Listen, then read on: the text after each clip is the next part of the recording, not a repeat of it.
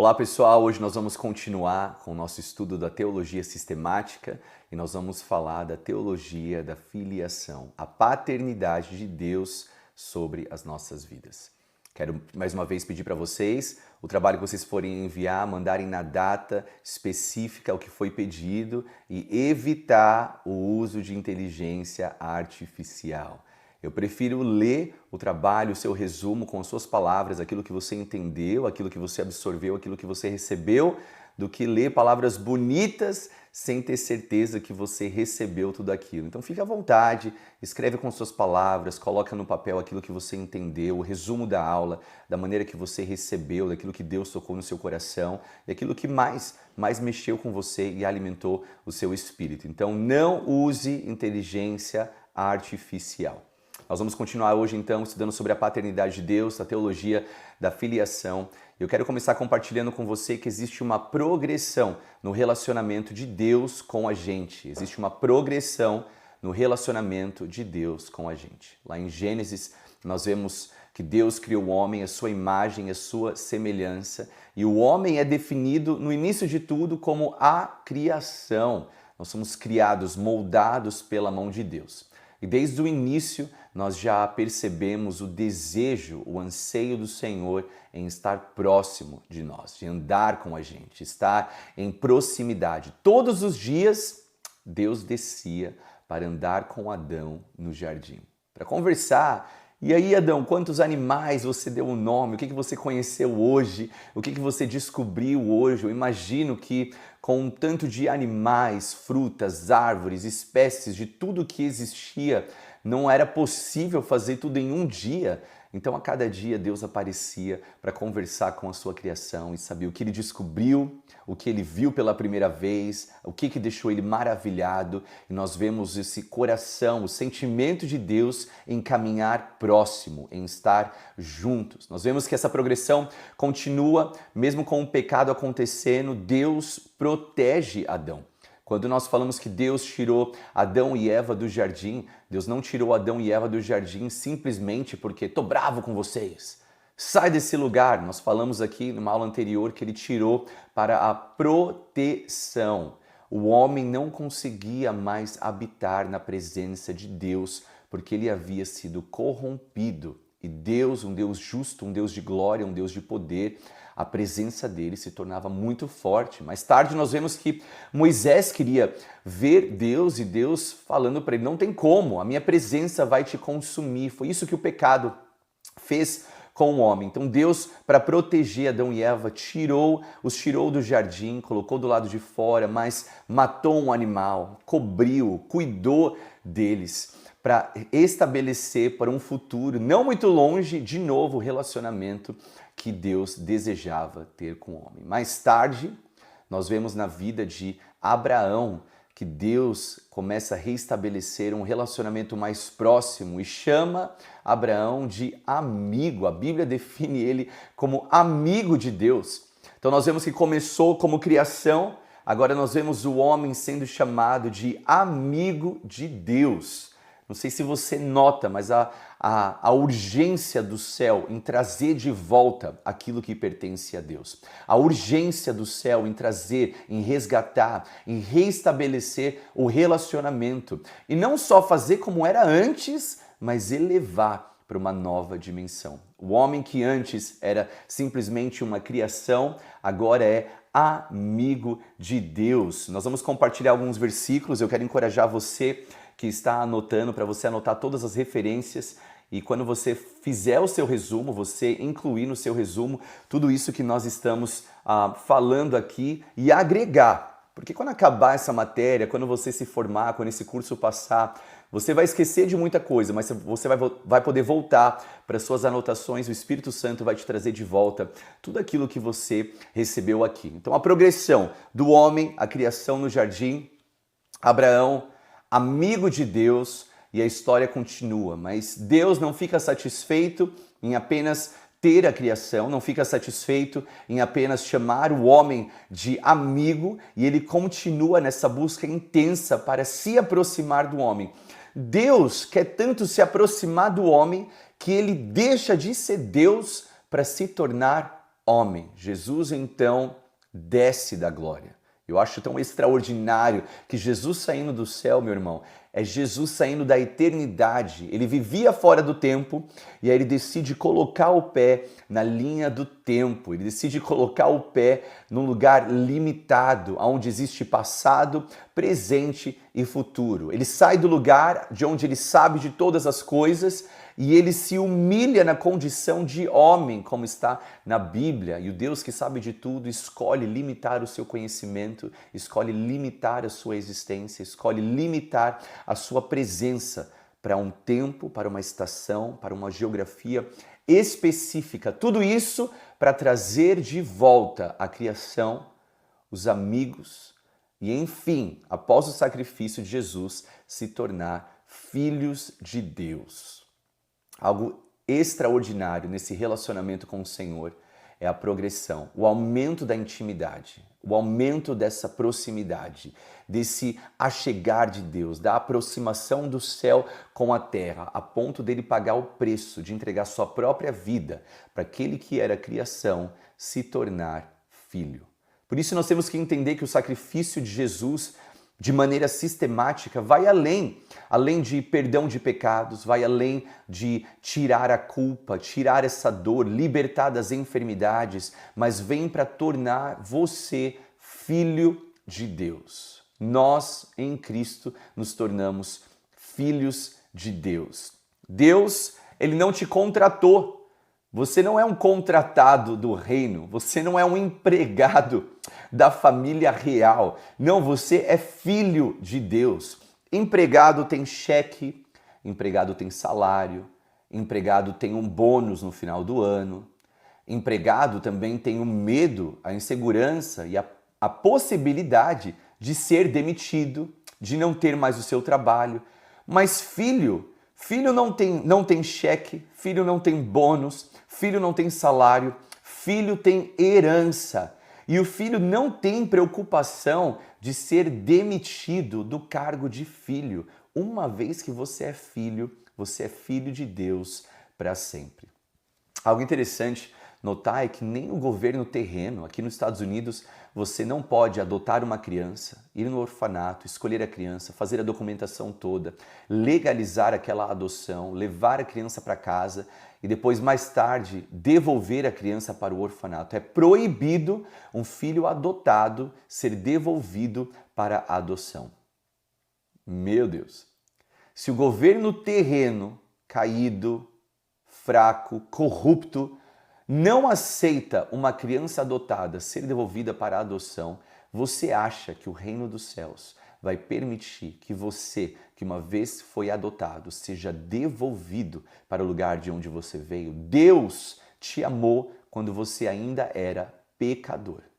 Deus não esperou a sua performance para ele te adotar. Deus não esperou a tua santidade para ele te adotar. Deus não esperou você acertar tudo para ele te adotar. Não, enquanto você era pecador, Deus te adotou. Enquanto você estava longe, Deus te adotou. Enquanto você não merecia, Deus te adotou. Você foi adotado por Deus. Você hoje é filho de Deus. E um filho adotado tem os mesmos direitos que um filho biológico. Ou seja, o que é de Cristo é seu. Por isso a Bíblia diz que nós nos tornamos co-herdeiros com Cristo. Você acha que Cristo é abençoado? Então você é abençoado. Você acha que Cristo é capacitado? Então você é capacitado. Você acha que Cristo é amado por Deus? Então você é amado por Deus. Você acha que Cristo foi escolhido por Deus? Então você também é escolhido de Deus. Tudo aquilo que foi derramado como herança sobre Jesus, o primogênito, foi derramado sobre você também, que agora é filho de Deus. O inimigo faz de tudo para você não reconhecer essa filiação, para você não reconhecer essa paternidade e você viver como se não houvesse um Deus Pai que te ama. A Bíblia diz que o pai, o homem da casa, ele é o provedor. Ele é aquele que provê, que sustenta, que traz a provisão. E isso é um reflexo do Deus Pai. O seu Deus Pai é o teu provedor. Ele é aquele que provê, ele é aquele que sustenta, ele é aquele que traz. O inimigo não quer você descansando na promessa de um Deus que provê, de um Deus provedor, de um Deus que sustenta, de um Deus que supre todas as suas necessidades. Então ele faz de tudo para você viver independente de Deus, viver como se você não tivesse um pai que cuida de você, que ama você. Por isso a Bíblia nos garante que ainda que uma mãe viesse esquecer do seu filho, seu Deus jamais se esquecerá de você. Seu Deus é um Deus presente, é um Deus de amor, é um Deus que está aqui para te guiar, para te fortalecer, porque Ele é Deus Pai. Eu não sei quantos aqui você tem filhos, eu tenho 2 filhos e eu não consigo imaginar a minha vida sem os meus 2 filhos. Eu não consigo imaginar a minha vida vendo os meus filhos tristes. Eu não consigo imaginar a minha vida vendo os meus filhos chorando, precisando de algo e eu não entregando. Isso sou eu. A Bíblia nos fala, se o homem sabe dar bons presentes, você acha que o teu Pai Celestial vai te dar o que você não pediu? O seu Pai tem prazer em te ver bem, te ver saudável, te ver forte, feliz, te ver bem no seu trabalho, na sua escola, no seu casamento, na sua carreira, nos seus estudos. O desejo do teu Pai é que tudo vá bem com você. Quero que vocês abram em Romanos 8, 14 e 16. Romanos 8, 14 e 16. Pois todos os que são guiados pelo Espírito de Deus são filhos de Deus. Porque vocês não receberam um espírito de escravidão que os leva novamente ao medo, mas receberam um espírito que os adota como filhos, por meio do qual clamamos, Abba, Pai. O próprio Espírito testemunha ao nosso espírito que somos filhos de Deus. Meu Deus! Romanos 8, 14 e 16. Porque todos os que são guiados pelo Espírito de Deus são filhos de Deus. Qual a primeira característica de alguém que é filho de Deus? Ele é guiado pelo Espírito de Deus. Não, você não está entendendo. Filhos de Deus são guiados pelo Espírito de Deus. Ou seja, você não pode falar que você é um filho de Deus se não é o Espírito do Pai que te guia. Se você é guiado pelas suas vontades, se você é guiado pela sua carnalidade, se você é guiado pelos seus impulsos, se você é guiado pela sua fraqueza, se você é guiado pelo seu egoísmo, pelo seu orgulho, se você é guiado por tudo aquilo que te deixa debilitado, tudo aquilo que não vem de Deus, você não pode falar que você é um filho de Deus, pois todos que são guiados pelo Espírito de Deus são filhos de Deus. Primeira característica de um filho de Deus é que ele se submete à direção espiritual do Pai. É isso. Ser filho de Deus não é simplesmente receber os benefícios que fluem do coração do Pai, mas é se submeter debaixo da mão poderosa do Pai. Por isso a Bíblia nos adverte: humilhai-vos, pois, debaixo da mão poderosa de Deus. Filhos de Deus se humilham debaixo da mão de Deus. Filhos de Deus são guiados pelo Espírito de Deus. Quantas vezes você é ferido, decepcionado, traído, machucado, fica desapontado com pessoas que você ama, que você gosta, que você tem um carinho, tem amor, e o seu impulso natural é se afastar, é rejeitar, é fechar a porta, é não querer mais e não perdoar. Mas Deus fala que nós temos que perdoar. Ou seja, se você é filho de Deus, você tem que ser guiado pelo Espírito de Deus, que ordena que você perdoe. Cristo disse que nós temos que perdoar assim como nós fomos também perdoados. Ou seja, ser filho de Deus também é ter Deus o suficiente em você para fazer aquilo que Ele te pede, mesmo quando você não quer. Ser filho de Deus não é sobre fazer o que você deseja, não é sobre fazer o que você quer, aquilo que te dá prazer. É sobre você obedecer. E mesmo que seja contra a sua vontade, você efetuar, realizar, fazer o que o Pai está te fazendo. Porque serão filhos de Deus aqueles que são guiados pelo Espírito de Deus. Porque vocês não receberam um espírito de escravidão que os leva novamente ao medo. Filhos de Deus não têm o espírito de escravidão que te leva de volta ao medo. Meus irmãos, o escravo, ele entrega o trabalho, ele dá o seu melhor por medo, não é por amor. Ele tem medo da punição, ele tem medo do castigo, ele tem medo da morte. Filho de Deus não tem um espírito de escravidão. Ele não entrega o melhor por medo, ele entrega o melhor por amor. Você não tem que fazer nada no reino de Deus por medo de uma punição que virá do Senhor. Ele é o Deus de amor e você não tem que entregar nada por esse medo constante de ser castigado. Se você dá o dízimo porque você tem medo que ele vai te castigar, que ele vai colocar doenças, que ele vai enviar o devorador, meu irmão, você está com um espírito de escravidão. Você não dá o dízimo, você não oferta, você não entrega nada por medo. Você entrega porque ele já te deu todas as coisas. Você entrega porque você entende o poder da semeadura. Você entrega porque você é grato. Você entrega porque você é fiel. Você entrega porque você ama o Deus que te deu tudo. Não é por medo, entregar por medo, senão ele vai me castigar. Eu vou entregar por medo, senão ele vai ficar bravo. Eu vou entregar por medo, senão eu vou ser punido. Não, o Espírito de Deus, Deus não te deu um espírito de escravidão que te leva novamente ao medo, mas receberam um Espírito que os adota como filhos, por meio do qual clamamos, Abba, Pai. Você tem um Espírito de Deus que te torna filho. Você é filho de Deus.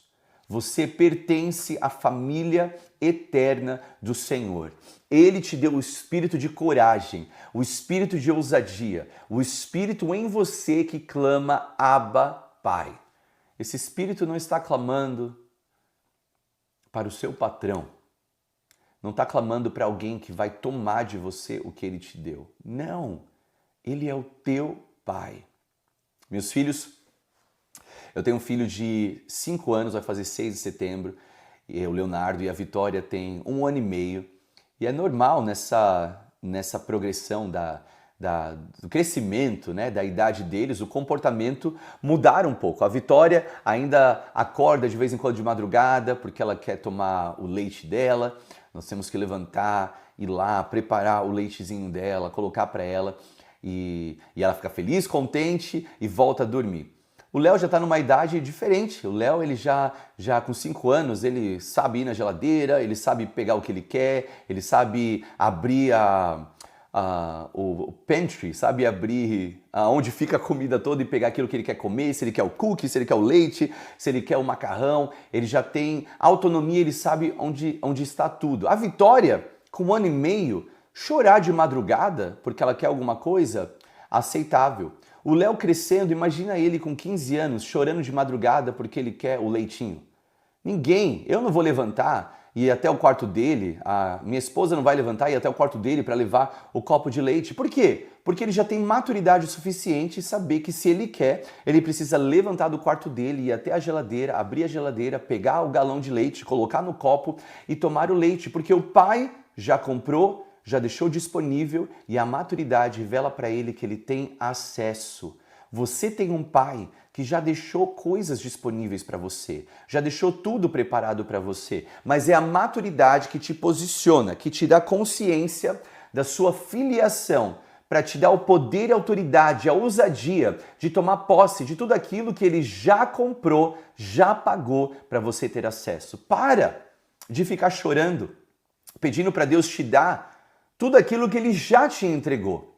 Essa maturidade que você recebe através do conhecimento da palavra de Deus é o que vai gerar esse espírito de ousadia para você avançar e tomar posse de tudo aquilo que Deus, o Senhor, o teu Pai, já preparou para você. Ele já preparou para você o teu futuro, os planos dele são maiores do que os seus, as metas dele são maiores do que as suas, os sonhos dele são mais elevados do que os seus.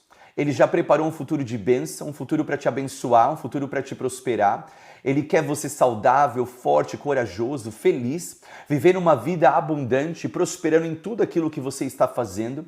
Ele quer que o teu trabalho vá bem, ele quer que a tua família vá bem, ele quer que a tua alma vá bem. Deus, o teu Pai, quer te abençoar em todas as coisas, mas ele precisa te dar a consciência de que você é filho, amado, separado e escolhido de Deus. É como se eu escutasse as palavras que ecoaram sobre Jesus no dia daquele batismo. Este é o meu filho, amado, separado, escolhido, em quem eu tenho prazer. É como se essas palavras estivessem ecoando sobre mim, sobre você. Você é o filho, é a filha, amado, separado, escolhido, em quem o Senhor tem prazer. A sua vida dá prazer para Deus. A sua vida dá prazer ao coração do nosso Pai.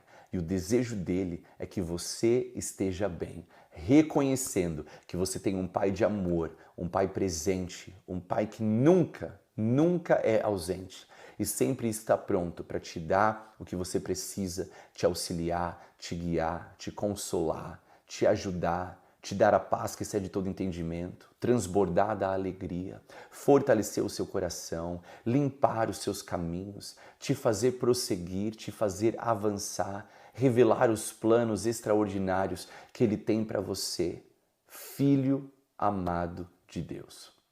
A Bíblia continua em João capítulo 1, versículo 12. João capítulo 1, versículo 12 diz: Mas a todos os que receberam, aos que creram em seu nome, deu-lhes o direito de se tornarem filhos de Deus. Meu Deus, vou ler de novo. Mas a todos os que o receberam, aos que creram em seu nome, deu-lhes o direito de se tornarem filhos de Deus. João capítulo 1, versículo 12 é uma realidade forte, é uma realidade extraordinária e misericordiosa, que o que nos dá o direito de se tornar filhos de Deus é a fé em Cristo Jesus. Pastor Léo, como é que eu me torno filho de Deus? O que eu tenho que fazer? O que eu tenho que realizar? Quantos por cento eu tenho que dar? Em quantos cultos eu tenho que ir? Quantas aulas eu tenho que... Não! Nada, não é sobre fazer, não é sobre entregar, não é sobre a sua performance, não é sobre as suas obras. Tudo isso vai fluir de um lugar de amor, mas para se tornar filho de Deus, você precisa crer. É a fé em Cristo Jesus que te dá o direito de se tornar filhos de Deus. Meu irmão, não sei você, mas essa é a melhor notícia que você poderia receber hoje. Que você foi qualificado como filho de Deus no momento em que você acreditou. Tudo que você tem que fazer é acreditar. Já falei para vocês aqui que a chave, a moeda do reino dos céus é a fé. É pela fé que você é salvo, pela fé que você é curado, é pela fé que você é liberto, é pela fé que tudo acontece. Por isso Hebreus 11 diz que sem fé é impossível agradar a Deus, mas todo aquele que se aproxima precisa crer que Ele existe e que Ele é galardoador, que Ele abençoa, que Ele entrega todo mundo que o busca. Essa é a natureza de Deus, de te abençoar, de fazer por você. Como? Através da fé. Todo aquele que se aproxima precisa crer. Como que você se torna filho de Deus? Através da fé. É crendo, é acreditando. Não é o seu nível de santidade. Não é o teu nível de santidade que te dá o direito de se tornar filho de Deus. Aliás, o teu nível de santidade, ele só sai num nível bom quando você se compara com pessoas piores que você.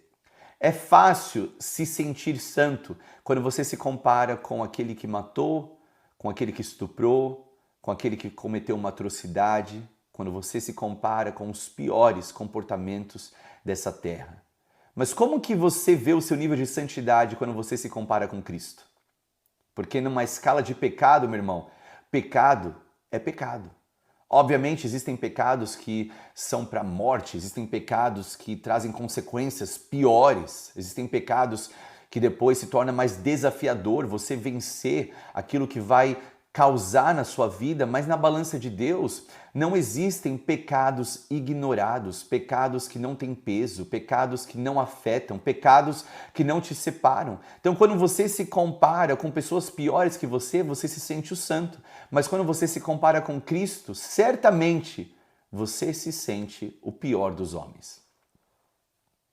Ser filho de Deus não é algo alcançado pela sua santidade. E graças a Deus por isso.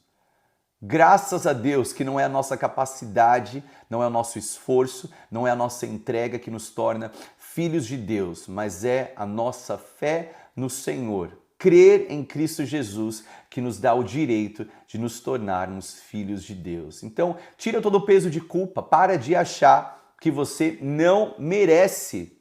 Deixa eu falar, você não merece mesmo. Eu não mereço também, mas nós temos o direito. Não merecedores que carregam o direito de serem filhos de Deus, por causa do amor deste Pai que entregou o primeiro filho, para que uma multidão de filhos conseguissem o direito de segui-lo também. Jesus não merecia o que ele sofreu, mas ele recebeu o que ele não merecia, para que você também pudesse receber aquilo que você não é merecedor. Ou seja, se desqualificar daquilo que ele te deu por direito é desqualificar Jesus do preço que ele pagou na cruz. Se desqualificar daquilo que ele tem para você não é um ato de justiça própria, é um ato de ignorância com aquilo que ele fez na cruz do Calvário. Achar que você não é merecedor é falar que o que Cristo fez por você não é o suficiente. Meu Deus! Falar que você não é merecedor é falar que o que Cristo fez por você não é o suficiente. Hoje, essa verdade vai libertar o seu coração para você se enxergar com o direito, é teu direito, ser filho de Deus no momento em que você acredita no Senhor. Todo sentimento que te desqualifica, todo sentimento que te rebaixa, todo sentimento que tenta te convencer que você não merece, vai cair por terra, porque você é merecedor dessa graça, merecedor dessa misericórdia, por causa do que Ele fez por você. Você tem o direito de ser filho de Deus. Gálatas 4, versículos do 6 ao 7. Gálatas 4, versículos 6 e 7. E porque vocês são filhos de Deus, Deus enviou o Espírito do seu Filho aos seus corações, o qual clama, Abba, Pai. Assim você já não é mais escravo, mas filho. E por ser filho, Deus também o tornou herdeiro. Meu Deus, vou ler de novo. E porque vocês são filhos, Deus enviou o Espírito de seu Filho aos seus corações, o qual clama, Abba, Pai. Assim, você já não é mais escravo, mas filho. E por ser filho, Deus te tornou herdeiro. Quem está anotando aí, escreve no seu caderno, escreve na tua folha, escreve aí, eu sou herdeiro. Meu irmão, você é herdeiro. Não sei se você já ouviu, né, a brincadeira, né, ditado popular, quando você vê alguém no horário comercial, né, o cara no horário comercial onde todo mundo está trabalhando, às vezes o cara está na piscina ou está na academia, e aí o pessoal brinca, esse horário na academia, vida de herdeiro. Meu irmão, é vida de alguém que já recebeu tudo, é a vida de alguém que já tem tudo, é a vida de alguém que não está preocupado em ter que estar fazendo, conquistando para conseguir vencer na vida, é a vida de alguém que já venceu. O que essa brincadeira, né, esse ditado popular revela pra gente? Que nós temos o entendimento do que é um herdeiro. Herdeiro é aquele que compreende que o pai já fez, o pai já conquistou, o pai já realizou, o pai já te entregou tudo, o pai já fez tudo por você, todas as coisas já estão disponíveis, não há impedimento, não há empecilho, não há barreira. Você é herdeiro de Deus. Gálatas 4, versículos 6 e 7 nos garante que você não é apenas filho, mas herdeiro do Senhor. Então anota aí hoje, eu sou filho e herdeiro de Deus. Na próxima aula nós vamos continuar falando sobre a teologia da filiação, da paternidade de Deus. Deus abençoe.